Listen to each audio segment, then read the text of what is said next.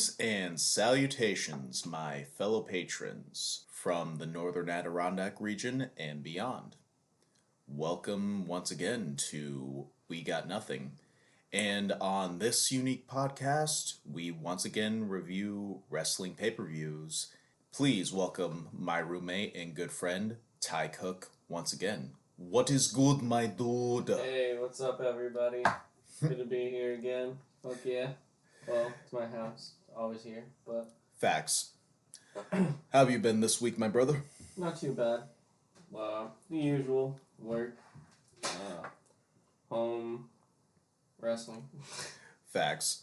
How was Thanksgiving Day this week over at at Good Times? The dry, yeah. I do that a lot too. But, no, it was good. We had a free Thanksgiving dinner. We served that over there. Saw a couple people that we usually see, but I also saw a lot of people we don't usually see that came in for the free dinner. So that was nice. How'd the Saints do this year, Ty? Yeah. At this time of the day? We weren't here to talk about football. This isn't a football podcast. Fair enough. Okay, this is coming at you Saturday the 27th, almost a full week after what was Survivor Series, one of the big five now. The big... if you want to say five, I still say four, but technically one of their big five, yeah. One of the big four World Wrestling pay-per-views over at World Wrestling Entertainment. Usually the fall tradition. I have to say it could have been worse, but it definitely could have been better. So, Survivor Series comes at you every fall season around November time, and in, I would like to say, the past 5 years, it has been more about Smackdown versus Raw, and they've done that before, and with this year, keeping the tradition, it wasn't bad. Tradition, in quotations, really. It's whatever Vince decides is tradition. He decided that he lost his $100 million egg that The Rock gave him. That will be more important later on. If you watch Survivor Series, you'd think it was the most important thing about the show. Same with the Monday Night Raw after. Oh, dude, did The Rock show up at Survivor Series? We'll find out, won't we? Well, they talked about him a lot before and during the show. I just wondered. Well, it's funny that they made the whole show about The Rock, and we knew nothing about it until literally the night. And that is also counting the, 5 or so plus weeks leading up to Survivor Series, in which we got Survivor Series implications 2 of. There were literally 2 weeks where we got information on how Survivor Series was going to shape up. And before we get into that, let's talk about why, other than the obvious, the fact with WWE's sporadic booking, there was also a huge series of layoffs, let's call that. Future endeavors. Firings. There were a lot of people fired from WWE. They were given their shit and sent home. In less than a month? Okay, let's go through like the handful we know. So for the last month, in terms of, bless you, in terms of World Wrestling Entertainment layoffs, firings, more accurate. We have seen the departures of the following.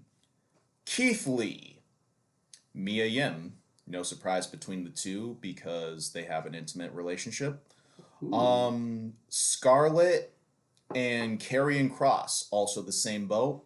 Also, between the four, very good wrestlers, if not personalities, and suddenly let go. Also making the list is, for the second time, Drake Maverick. That was actually one of the first wrestling firings between now and the April 2020. And also Frankie Monet, aka Taya Valkyrie, and John Morrison, aka Johnny, whatever the fuck he chooses to name his name, depending on company. Also, of lesser note, Tegan Knox, who was a good talent over on NXT. She had a handful of good matches. Started out on NXT UK, which, in my mind, in terms of World Wrestling Entertainment, is the only source of wrestling from that company other than sports entertainment. Ty, your thoughts? On the releases. Yep. At this point, I don't want to say I don't care, of course, because I like some of those wrestlers, but they've been doing it all year. At this point, it's waiting for the next handful. Obviously, I hope those people find other promotions where they can pursue their dreams and or beyond, or show off their talents, of course. But it's nothing new. It's nothing new, and that's the problem. Out of all the names they've released from the past 2 years, I mean, if you want to look at rumor logic, Vince is overfeeding the dragon that is AEW. Oh my lord, look who they've released in terms of... And this is just the wrestlers. We don't know who they've released from the production team, the technical aspects. Like, they're leaving a lot on the table. Yeah, I know. Scotty Too Hottie. He was one of the producers for the show. He actually asked for his release recently. Not too surprised. And for those who may be confused as to why, let's use Survivor Series as an example. So, at the beginning of the pay-per-view, I actually have in my notes, they started strong. I even have strong opener as my opening notes. First and foremost, Corey and Pat McAfee on commentary together. Where have you been all my life?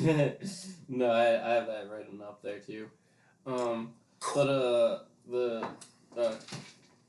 gonna say something else about the commentary? Corey Graves and Pat McAfee on commentary at the same time is literally good wrestling comedy, which does not happen often, and it just works so well. At one point, Pat actually, during the entrances of the two combatants, had said Corey Graves looked good with a quote-unquote Freddie Mercury mustache. I have to admit, I laughed at that for a solid 2 minutes. You cannot argue with that.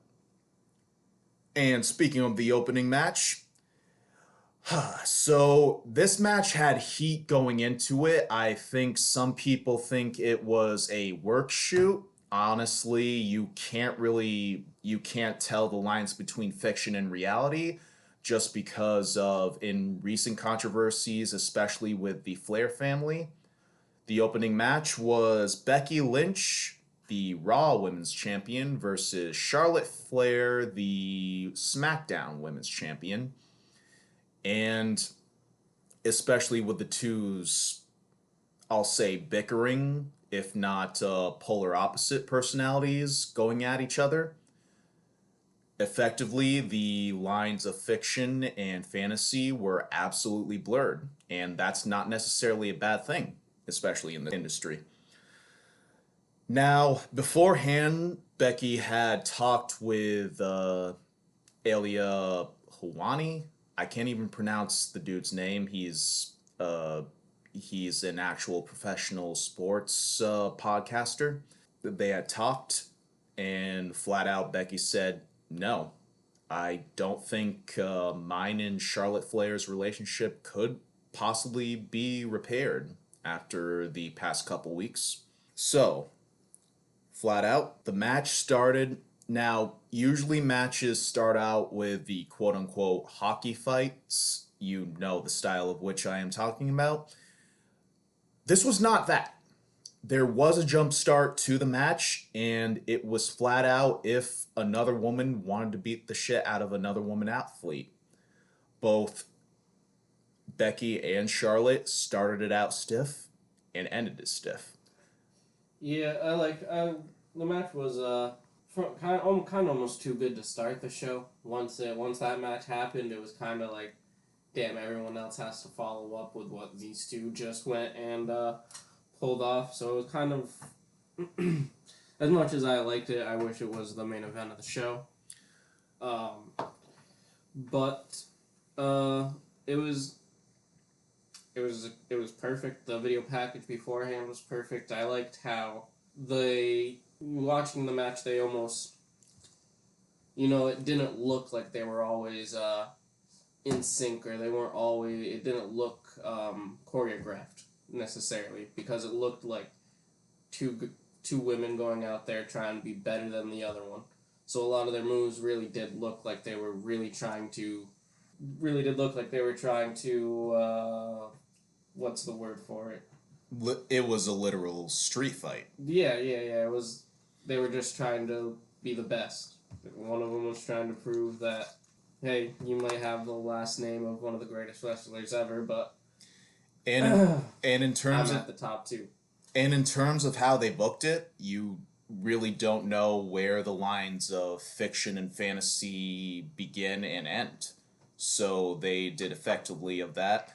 There were several points of the match where Charlotte Flair tried to hit her top rope moonsault, where she does a moonsault to the floor below onto the opponent, or opponents plural.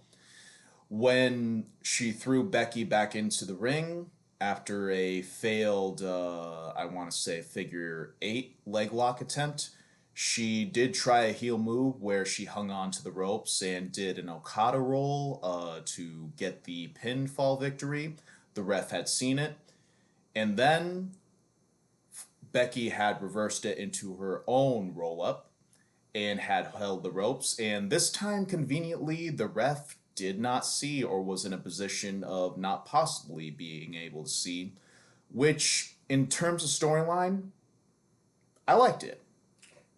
Yeah, I liked it too. I think it was one of those ways of making sure Charlotte didn't lose cleanly, and making Becky still look a little bit like a heel, which they're really trying to push for Becky as a heel, and that's just not going to work. But that's...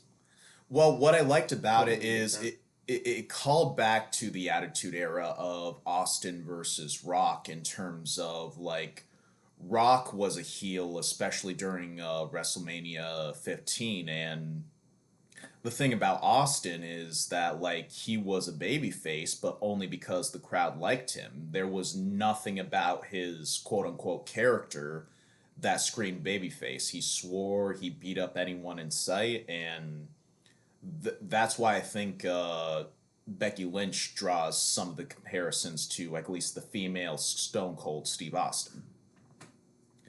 But either way, in my opinion, the best match of the night. 4 stars. Yeah, definitely. 4 stars. I would give it 5, but again, and we're going to see this as a theme throughout the night, there was no build up to this pay-per-view. And if not for the video package, I would not give in 2 shits about the match, because I already knew that this was going to be a good match in terms of technical style. I didn't know there was an actual story behind it until, like, 1.5 weeks later, when they had officially made the announcement. But moving forward in the evening, match 2 was the men's Survivor Series tag match, and immediately my first note is, cut the motherfucking entrances. And yeah, they were way too long. Oh my lord. 10 people. I don't want to watch 10 entrances. And like the previous thing I said, this will also be a common theme from the night. But let's start off with one thing that was good. Now, Austin Theory, he is a great worker. I, even though it's a comedic character, I enjoy his current character, especially because there were several points in the match, including at the beginning of the match, where he wanted a selfie with Seth Rollins, clearly appealing to the what I assume is the modern day kid, teenager, adolescent demographic, but at the same time, it's also been proven in several sources that not even young kids watch this. So it was SmackDown versus Raw. Team Raw consisted of Seth Rollins, Austin Theory, Kevin Owens, Finn Balor. Finn Balor, thank you. And I think you said Rollins already. And there was a fifth one who clearly I did not care enough to pay attention. Holy shit, dude. I didn't write who the fifth person was either. Who is the fifth person? I don't know. And I literally don't care if that...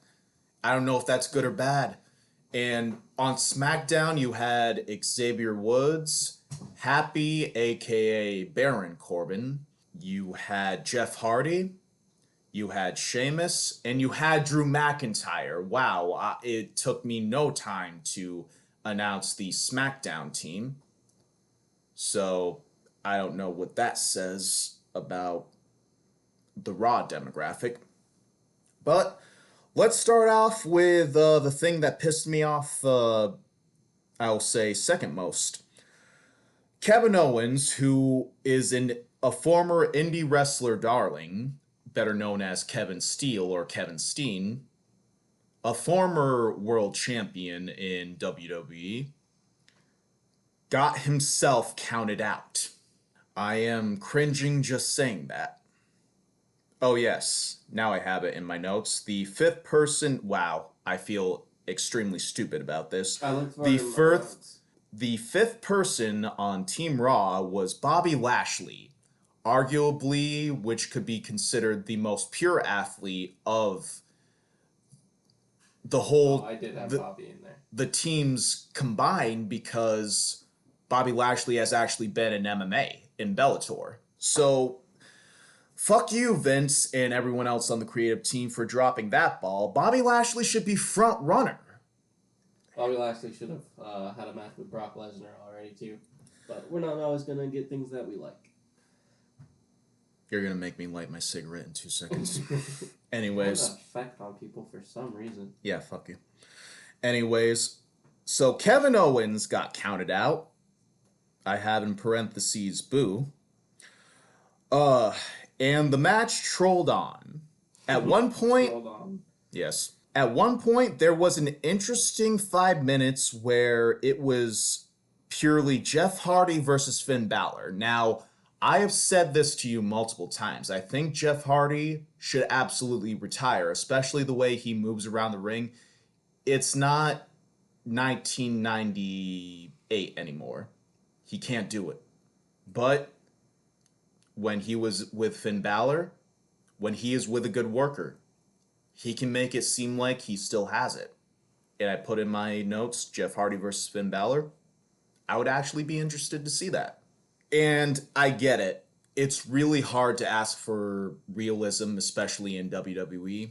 But I have in my notes, there was one point where Bobby Lashley had taken Drew McIntyre, the powerhouse of Team SmackDown, arguably their most strongest weapon, had taken him on his shoulders in the fireman's carry position and smacked his fucking head against the ring post, which is a common WWE spot, which I was praying it wouldn't be, but it now is.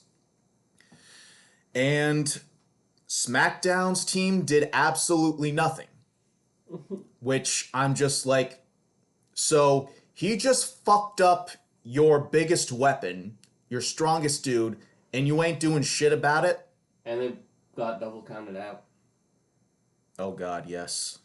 I don't have it in my notes, but yes, I do. That's how Bobby and Drew got eliminated, so neither of them had to take a pinfall or look stupid, but well, like they look stupid. So Uh, so on a plus side to that, after which Pat McAfee had exclaimed, "I needed Clay more of that." Now, before I move on, I do have a note I wanted to see if you paid attention to. King Woods got buried. Now, who and he pinned wasn't him? on SmackDown. I mean, I know that's not till next Friday, but he wasn't on following SmackDown either. I don't think. But how are you? Oh, here's a King of the Ring. Oh, but you're also gonna get buried on Survivor Series.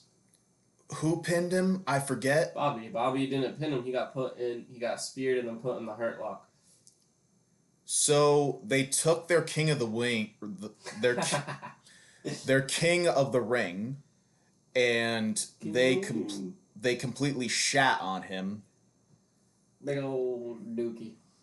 Ugh. And the thing is, on SmackDown, he could at least take the Intercontinental title from Shinsuke Nakamura and actually give himself and the brand like some recognition, especially with the title. But nope. So the match carried on.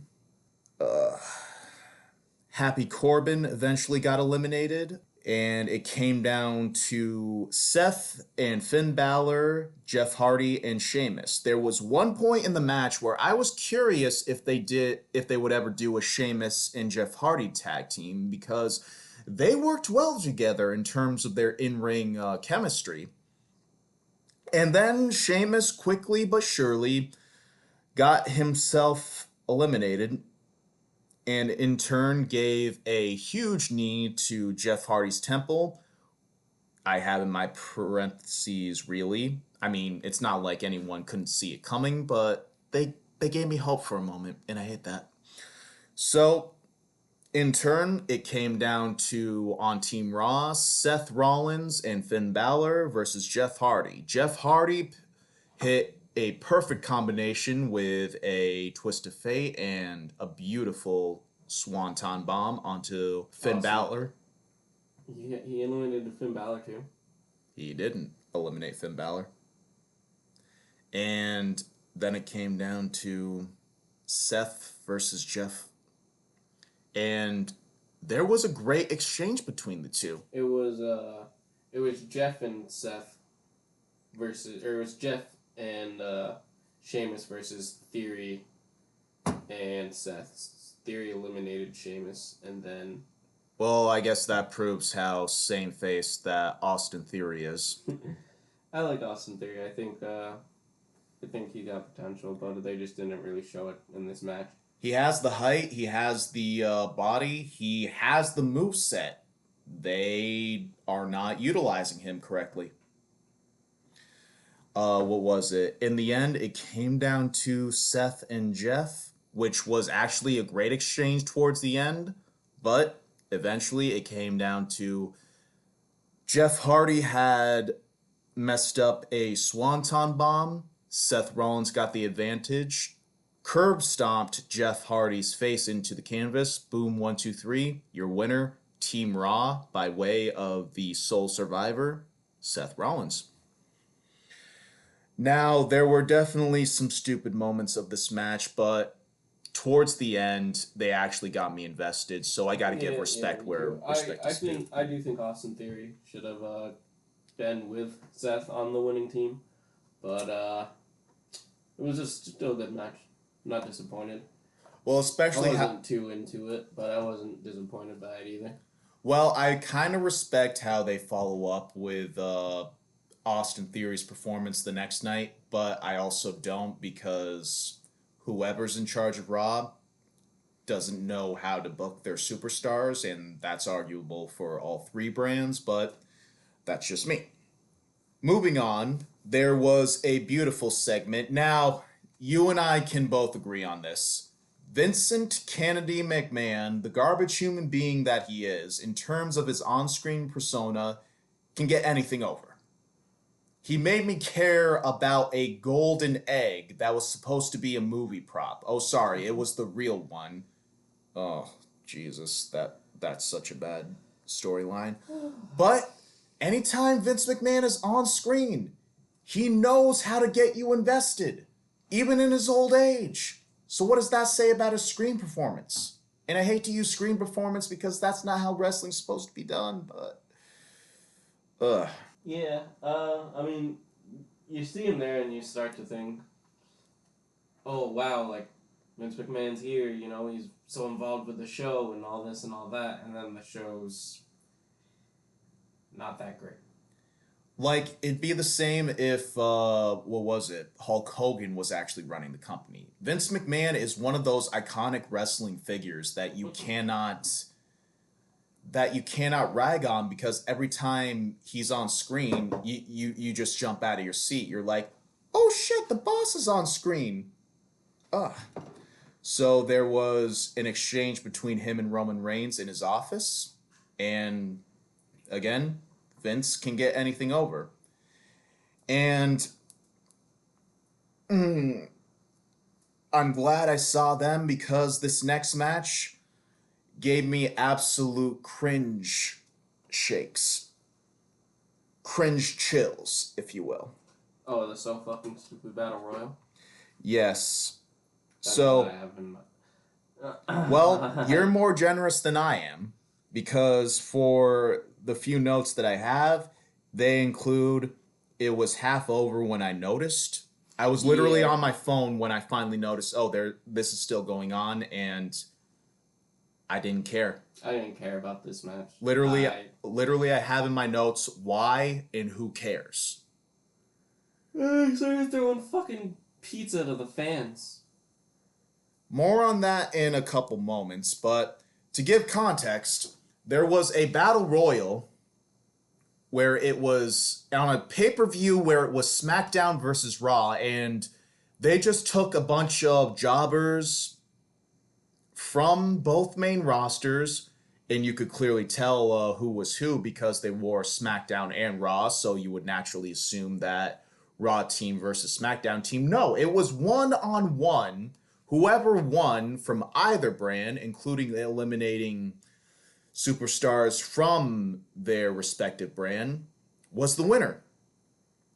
So there was no SmackDown versus Raw. It was a regular battle royal on a brand, on a pay-per-view, where there should have been brand supremacy.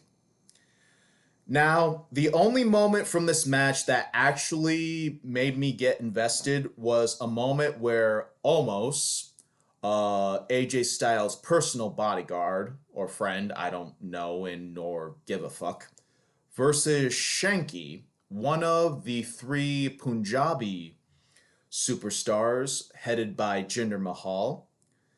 And I was shaking because I did not realize Shanky was actually pretty much as tall as Omos, who is like a tad over 7 foot, I want to say. Yeah, I think so. I did not notice that. And that actually, it harkened back to like the Big Show versus Kane or something like that. It was a battle of the giants, which lasted all of 5 seconds because Omos pretty much clotheslined Shanky over the fucking top rope, and I was just like, okay, back to reality. Oh, oop, there goes gravity. Okay, so let's just skip to the very last moments.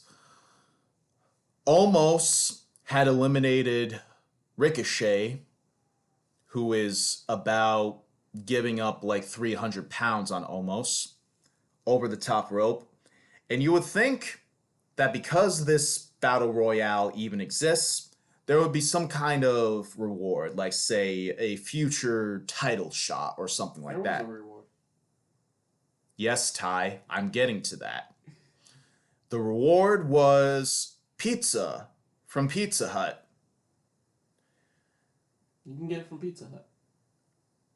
That almost never ate because the Street Profits from SmackDown, Montez Ford and Angelo Dawkins, had stolen said pizza, which I was hoping was made of rubber or some kind of toy. And then after they themselves had participated in the Battle Royale, while even though it's died down immensely, a pandemic is still somewhat going on, had tossed said pizza into the crowd after they had battled and touched several sweaty athletes. Now, ignore the obvious health implications during said ongoing pandemic. This angle was absolutely stupid. Yeah, I didn't. Why? I didn't pay attention to it. I was really thinking, what the fuck, when they started throwing cold pizza. Now, why was this not on the pre-show? I would have preferred Nakamura versus Damian Priest. Yeah, me too. That would have been an actual good match. Yeah, I mean, it wasn't. It was like I went and like watched reviews from the pre-show or whatever, and that match was also bad. But I would have preferred it over. Wait, that one was also bad. That surprises me because Nakamura is a good worker and Damian Priest can also do a good match. You're joking. No, I'm serious. It ended in Damian Priest getting disqualified. Oh dear Jesus Christ! They're turning him heel. They're turning him heel after he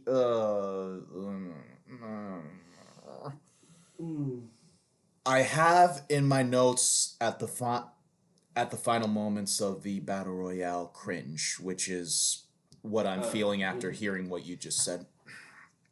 Okay. Moving on. This match was actually very good. Next to Charlotte and Becky, this was possibly the best match of the night. I even have in my notes, thank you for ending my torment universe. Okay.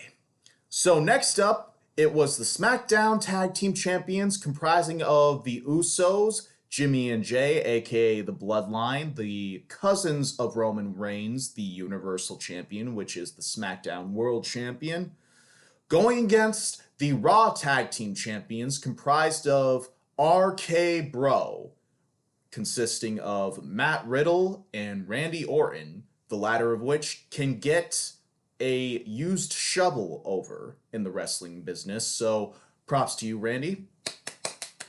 Yeah, 177 pay-per-view appearances for Randy. That's a record for WWE. Yes, thank you, Randy Orton. And in my notes, I have Riddle, exclamation point, because he is not only a great personality, especially based off of his MMA background coming into the pro wrestling industry, he is a great worker. If it was not for the fact that his personality screams comedy character, he would have been world champion by now, because literally there are very few athletes on the roster who I would be like, yeah, that dude can knock anyone out. And Riddle is one of them. So, the match started off as appropriate. It was a good wrestling match. There were several holds on both sides. There was a moment of heat on the Usos beating up Matt Riddle. And before Riddle could make the hot tag, there was a moment where Riddle was in the corner. I believe it was main event Jey Uso, going to do a splash into the corner, and Riddle had nailed him with a sick and very authentic looking roundhouse kick. It almost looked like he had some shin into there, which I was surprised that didn't drop Jey immediately. Riddle makes the tag, Randy Orton does his thing, couple clotheslines, couple power slams, and had hit 2 teardrop suplexes on both Usos onto the announce table without breaking them. Oh yeah, that was that was nice. The four of them work really well together. All four of those guys are great athletes and great workers. I like anything the Usos do, really, and Riddle's really grown on me, and I've always been a Randy Orton fan, of course. The thing about the Usos, especially getting off of their Samoan tribe gimmick from way back when, they feel more authentic. That's their big thing. And yeah, they feel very real. So eventually, Riddle had snuck back into the ring. He was super kicked into the corner, got a tag from Randy Orton. Jim Uso had hit a huge super kick underneath the jaw, which flattened Riddle. He was going up to the top rope to hit a big superfly Uso splash. And in midair, as he was crashing down, out of nowhere, Randy Orton hits the RKO. Boom. 1, 2, 3. Your winners, the Raw Tag Team Champions, RK Bro. Now I gotta say, like, we have seen some sick RKOs from Randy Orton over the years, some very unique ones. But in terms of the modern age, in the last like couple years, I want to say, this was a fresh change of pace. Yeah, it was nice. I always like when he hits an RKO when someone's coming off the top. He looked as good as it always does. He still got it. I could watch a Randy Orton match any day. Now I love that the Usos actually took the L for this one, because what is it? Randy and Matt are the best things on Raw right now. They are some of the best characters and work currently going on in the modern era of WWE. Like, they can get anything over, Randy especially. And it kind of speaks a little bit to Randy Orton's real life personality also. Like, you told me that, what was it, WrestleMania 24, he smoked a blunt with Snoop Dogg. I shot a brick when I heard that. I was like, Randy Orton? Especially because you can't figure him out. He doesn't seem that cool. He doesn't seem like that chillax of a dude.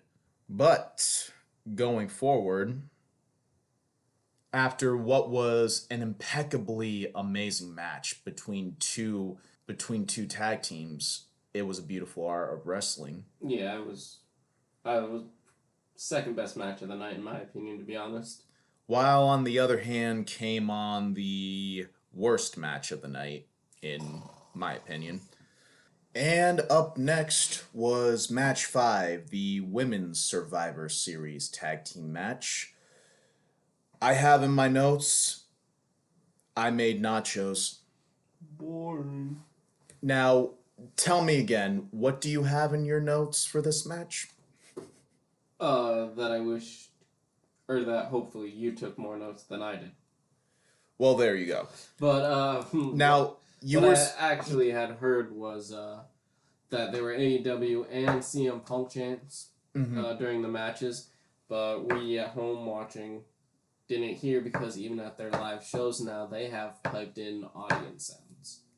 Which I am not nearly surprised about, because that's the nature of their part of the business, their sports entertainment. There were people that were in the crowd saying that when they went home or had people tell them that about, or asked about certain crowd chants, and the people who were at the event had said that some of those chants never even happened.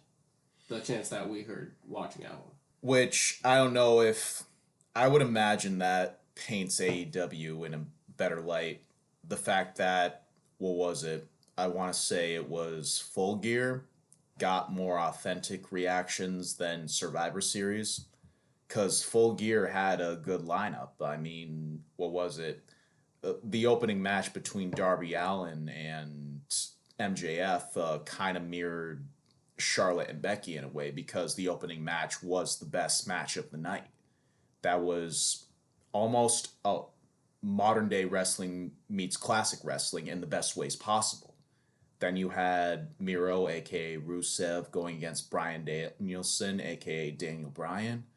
And the best fight of the night was definitely Kingston versus CM Punk.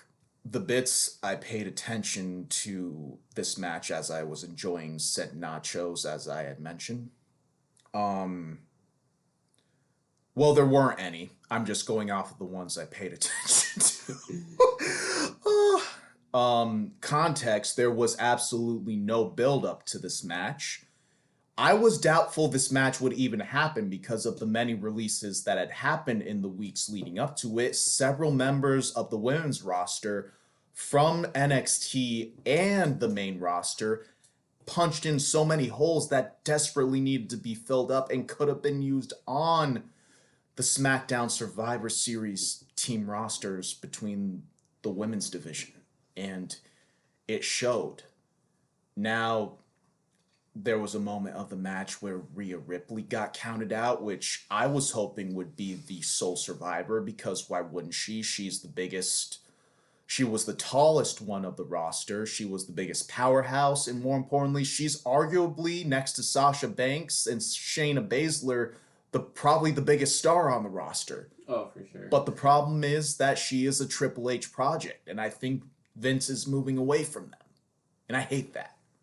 Towards the end of the match, it came down to, on the SmackDown women's team, Shayna Baszler, aka a former Bellator MMA athlete, Shotzi Blackheart, Shotzi, because they don't use last names in WWE, the green-haired girl, and Natalia Hart, or Neidhart, Neidhart, who does not get the recognition she deserves for being such a huge veteran on the roster and arguably one of the greatest workers in the women's roster, versus Bianca Belair, the upstart, the comeback girl, in your case, the role model. I'm not a Bianca Belair fan.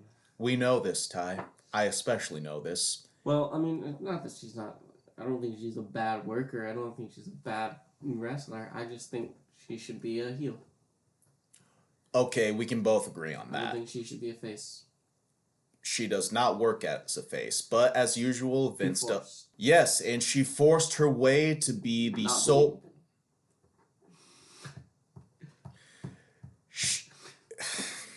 God damn it. And she had forced herself to be the sole survivor of the whole thing by defeating all three of these athletes in rapid succession, all within, I want to say, the span of 5 minutes or less. Ending with a KOD on Shotzi. Boom, 1, 2, 3. The winner is the Raw Women's Survivor Series tag team, with the sole survivor being Bianca Belair. Now, you are right. Bianca Belair is a great heel. After seeing her work on NXT, especially her first few years in the company, she was unstoppable. When it came down to, at the time, the NXT Women's Champion, which was Shayna Baszler versus Bianca Belair, I jumped out of my seat when I saw that was the match, because Bianca had a undefeated streak, and Shayna was the equivalent of Goldberg on the roster at the time. Like, it was a no-brainer. And this should have been a no-brainer in terms of the development, but I'm not the one booking. Takes long drag of cigarette. Okay. So, let's finally conclude this with the main event. Beforehand, there was a moment, again, between Kayla Braxton, the announcer for WWE, which their main announcer right now, and Paul Heyman talking about Brock Lesnar, sowing the seeds of future storylines, the main one being that Brock Lesnar is going to be coming back to WWE mad soon. Friday. Yep, next Friday. Confirmed. And probably going to main event the next pay-per-view with Roman Reigns at WWE Day 1. The first night of the new year. Or their first pay-per-view of the new year. Which, I'm just glad they're done with the match-themed pay-per-views. I'm done with Hell in a Cell. I'm done with TLC. I think TLC's in December, though, isn't it? Yeah, but their next pay-per-view is going to be literally January 1st. So I think that's why they canceled it. And I hope this is a pet peeve of mine. I don't like that pay-per-views are named after match Oh, no, me stipulations. either. It makes those It takes away from the matches. it makes them less special Yeah. cuz you know when it's going to happen. Like remember back in the old days where when someone like Hell in a Cell, when Hell in a Cell was announced, it was on a random pay-per-view and you know it was going to be special because it was a grudge match beyond all others. You know it was going to be bloody. You know it was at least going to be violent. And now they have it as a standard pay-per-view. Anyways, so the main event, the WWE World Champion on Raw, Big E, versus the Tribal Chief, Roman Reigns, the head of the table, the Universal Champion, aka the world champion on SmackDown. And the first thing I have in my notes is Roman Reigns' entrance took 5 minutes.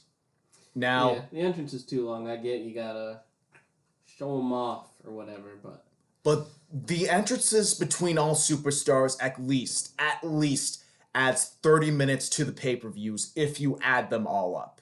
oh, especially at Survivor Series. I bet it was even longer. Yes. And here's the thing though, out of everyone whose entrances should be at least 5 minutes long or go beyond 90 seconds, 90 seconds is my limit. Roman Reigns is the only one who deserves it because he has. Roman Reigns. I would also argue Charlotte Flair, but definitely. Well, yes, you're right because their superstar persona is that they are cocky as fuck. Their look, it's all eyes on me. It's part of their persona, but not everyone needs the long, dragged out special entrance for every single. People get bored. You know, if WrestleMania is one thing, give everyone their fucking entrances. It's fucking WrestleMania, but this is Survivor Series. Do your entrance. Bing, boom, you're out of there. But Roman Reigns, yeah, it does. I still think 5 minutes is too long, but I also do think that it's for someone less. He's the only one who can get it over. Yeah. Now, between the biggest powerhouses in WWE, this was a good match. I say good, but it was everything I expected, which is kind of half and half. It wasn't bad, but like it was hard hitting. It was like you expected. I like that the Usos didn't get involved. I like that it was one-on-one. Oh, that was another thing. Yeah, you did notice that. I like that they didn't get involved. It was one-on-one. Roman wins clean, but it was a good match. 3.5, 4 stars for me. Yeah, I give it 3.5. I mean, the usual spots were in the match. It started off good. Like, there was the collar and elbow tie out, and they oversold, like, the fact that Reigns is taller, but Big E is bigger in terms of muscle mass. There were several spots, including several belly-to-belly suplexes by Big E. A huge spot where he just spears Roman off the apron, which was very nasty. Yeah, that spot looks a little rough every time Big E does it. Now, there was an interesting moment. Now, Big E weighs more than Roman, and there was a point in the match where Roman schoolboys Big E and then turns it into a one-armed powerbomb. Literally lifts him up and then just slams him down with one freaking arm. Now that shows some massive athleticism and strength on Roman Reigns' part. Now, after that, the usual happens. There was some finisher spam where Big E had kicked out of a spear. Roman did not technically kick out of the big ending, which is Big E's finishing move, but his legs had hit the bottom rope, which counts as a break in the pin. And then wasn't there a distraction with no, it wasn't even that. No, he hurt his leg At one point in the match, Roman stomps the back of the leg. Boom, hits the spear. 1, 2, 3. The winner, the only winner of SmackDown, Roman Reigns, the world champion. Unless you count the pre-show where technically Shinsuke won by DQ. Unfortunately, my rule is, and I say unfortunately, especially after the Battle Royale, Pre-shows don't count. Pre-shows do not fucking count in the least bit. Pre-shows are boring and don't count. Now, there is often a problem, and WWE is guilty of this too, where there is usually an afterbirth after every match. I put in my final 2 notes, the ending was predictable, which isn't necessarily a bad thing, because you know what you're getting sometimes. But especially how they were teasing Brock Lesnar, there should have been an afterbirth. There should have been something. The Rock or Brock Lesnar should have came out at the end of this. There should have been something that made... This is one of their big 4. Again, there should have been something that made this special beyond the usual BS. Yeah.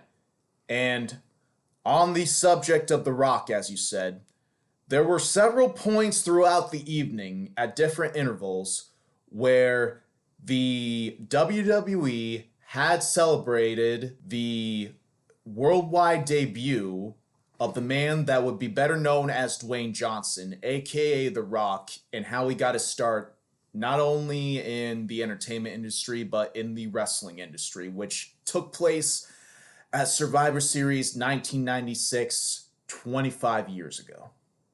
And we did not see him, not even via a simple Skype call. They hyped this dude up, and they don't even follow through. Not even on the shows that would follow. So, on the Raw after Survivor Series, literally the next night, there was a storyline followed up where Vince McMahon had found out that his egg, his golden egg, literally a golden egg, which looked like a prop from the latest Netflix movie Red Notice that is starring aforementioned Dwayne Johnson and Ryan Reynolds and Gal Gadot, aka Wonder Woman. If you guys haven't seen that yet, do give it a check out. It's what you expect, and that is in every way a great compliment. Had gotten said aforementioned egg stolen. The follow-up on Raw. Sami Zayn had found it, but it was Austin Theory who had turned himself in. Therefore, the next World Championship match for Big E was against Austin Theory, which, again, Theory is a great worker. He definitely deserves a world title match in terms of his athletic abilities and how he could be utilized in terms of a good heel character. Yeah, I have no idea what the outcome of that match was, though. I don't know if the match happened. Obviously, Austin Theory did not win the world title. Otherwise, that would be talked about. I'm just saying. I don't know if they had the match or if they're gonna. The egg thing was stupid. And not only that, Vince McMahon, if you're gonna see Vince McMahon on TV, I don't want to fucking see him talking about some prop from a movie. And not only that, it was not followed up on Smackdown either. Not the egg storyline, but none of the Survivor Series fallout. On the one hand, though... They just tossed it all off to the side the next night. On the one hand, though, Sami Zayn got his moment in the spotlight. Next week, the main event of SmackDown will be Roman Reigns versus Sami Zayn for the world title. And, why the fuck hasn't Sami Zayn gotten his world title yet? How you gonna do Generico like that? Fuck. Yeah, that's gonna get interrupted by Brock. Yes, Brock Lesnar's suspension from SmackDown in WWE has been lifted. So, I'm curious to see. What also pisses me off is that during that SmackDown occasion, it was clear in the Women's Survivor Series tag match that the rivalry between Shotzi and Sasha Banks would go on forward, and that was not touched upon in the very least. No. Sasha was involved in a match with Naomi versus Shayna and Natalia. yes. And I'm just like, God damn it. Who is actually booking Raw and SmackDown right now? Because Heyman's out. Bischoff has not been a thing for a while. I can't believe that Pritchard or Laurinaitis are the ones right. Well, actually, based on different shit in the past few weeks, I can. But I don't know who actually does it. So, Survivor Series, on an overall rating, I'm giving it a 3 out of 5 because there were some good moments. There were some good matches. Keyword being some. There was a lot of bullshit. There was a lot of things that were messed up in terms of booking. There were a lot of moments that did not need to happen.